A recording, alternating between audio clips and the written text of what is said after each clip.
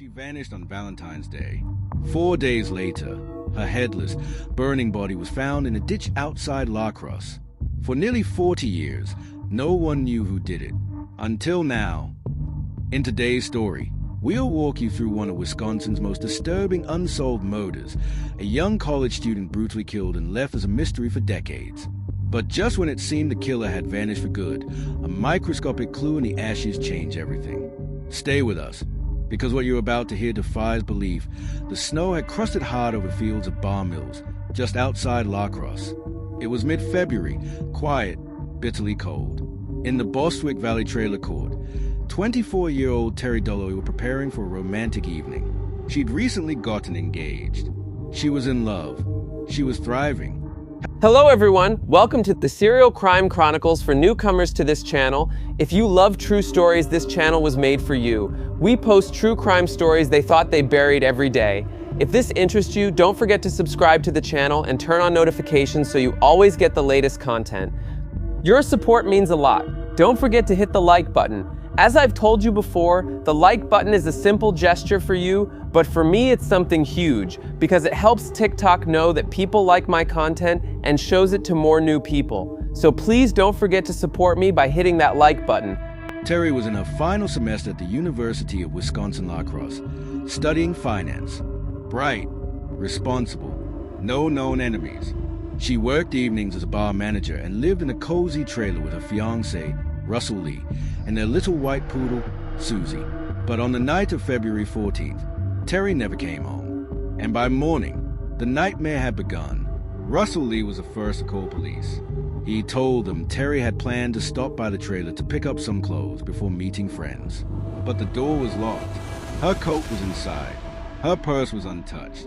Her keys, her dog, everything was there except Terry. There were no signs of forced entry. No footprints in the snow, no blood, just nothing. She had vanished into thin air.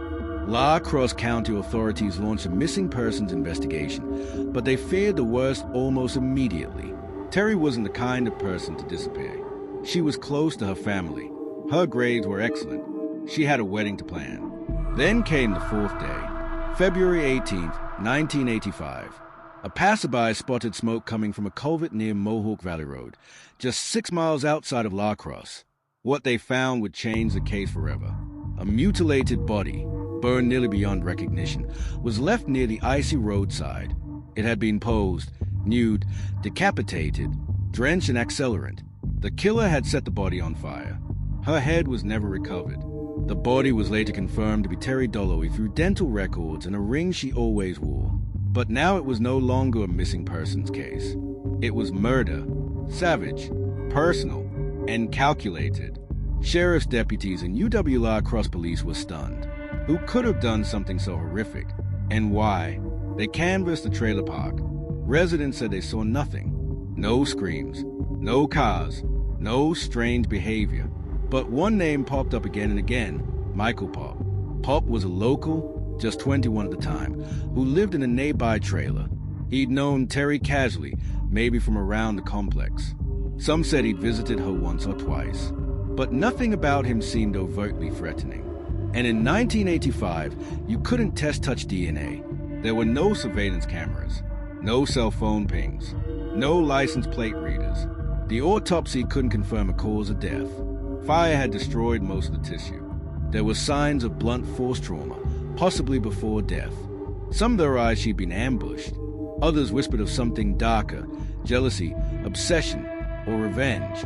Detectives brought in Terry's fiancé. Was there trouble in the relationship? Had they argued? Was this a lover's rage? But Russell Lee passed a polygraph. He was devastated and cooperative. For months, the case made headlines. Flyers went up. Police scoured snow-covered fields and drained culverts, looking for the missing skull or any trace of the killer. But spring came, and still nothing. No confessions, no weapon, no witnesses. The case went cold. Terry's family buried an incomplete body, and a killer walked free. To keep up with this series and even more interesting true crime stories that never came to light until now, hit the red subscribe button. Now back to the story. We'll uncover how the case stayed frozen in time for nearly 4 decades, until one unlikely breakthrough reopened it, a microscopic clue that had survived the fire and the years. You'll meet the new generation of investigators, forensic genealogists, and the shocking twist that brought M.A. Killer thought he'd erase every trace. But he missed one invisible clue, and it would take 39 years and a genealogist to find him. When Terry Dolowy was found brutally murdered and decapitated near Crosse in 1985, police had little to go on. Her skull was never recovered. The fire had destroyed most of the forensic evidence. The case went cold. But cold cases don't always stay cold. In 2021, as forensic genealogy was changing the landscape of unsolved crimes, Crosse investigators took a second look at Terry's evidence file, and they discovered something chilling, a partial DNA profile, collected from burned fabric that had somehow survived the fire. They sent it to the state crime lab, hoping for a miracle. In 2022, the partial DNA was uploaded into GDmatch, a public ancestry database. The results didn't give an exact name, but it did match distant relatives. Investigators turned to forensic genealogist C.C. Moore, who helped build a family tree from third and fourth cousins. One name emerged at the tip of that tree, Michael Popp. The same Michael Popp who lived 2 doors down from Terry Dolowy in 1985. The same man who said he barely knew her. The same man who had never been arrested or charged and had flown under the radar for decades. Popp had moved to Illinois, married, divorced, kept a low profile. But police now had something they'd never had before, a genetic breadcrumb. Crosse County detectives contacted Illinois authorities. For months, they surveilled Popp quietly. They followed him to work, to the grocery store, even to his favorite gas station. In February 2024, they collected a discarded soda can and a fast food napkin from his trash. The DNA on the straw matched the partial sample found on Terry's clothing. It was a stunning moment. Nearly 40 years after Terry Dolowy's murder, police finally had hard evidence linking someone to her remains. She vanished on September 12, 2024.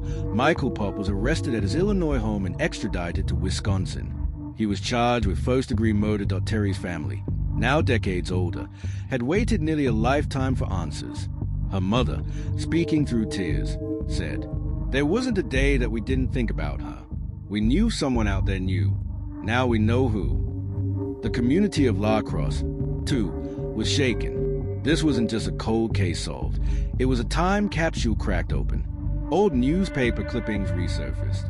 Former classmates posted tributes. UW Crosse held a moment of silence. Yet one haunting detail remained. Terry's skull has still never been found. We'll walk you through the courtroom drama, Popp's shocking defense, the trial twists, and the lingering questions.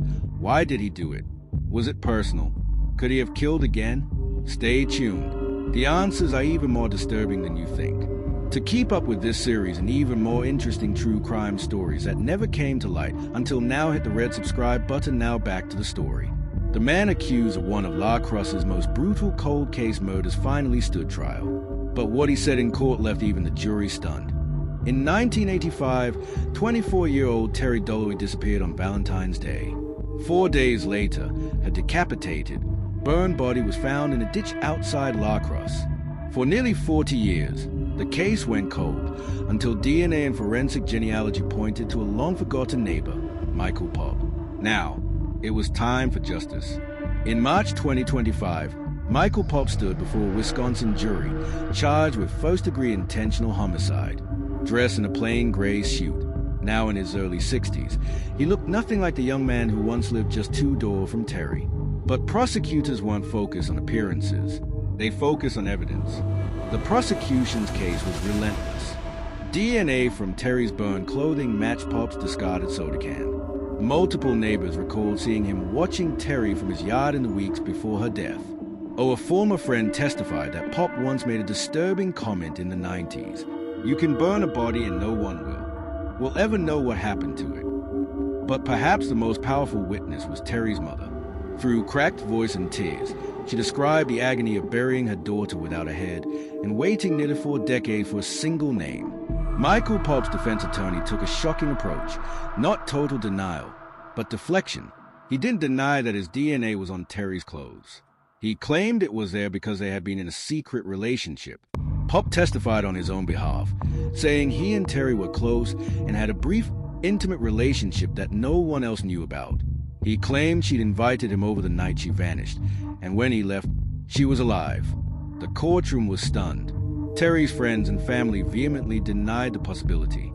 Her fiancé, Russell Lee, called it a disgusting lie, and the prosecution ripped it apart. No one saw them together romantically. Terry's diary, entered into evidence, never mentioned Popp. There were no phone records, no letters, no hidden communications.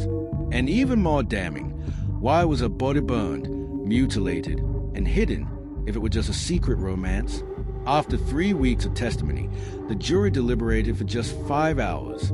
On April 15th, 2025, they returned with a verdict. Guilty. First-degree intentional homicide.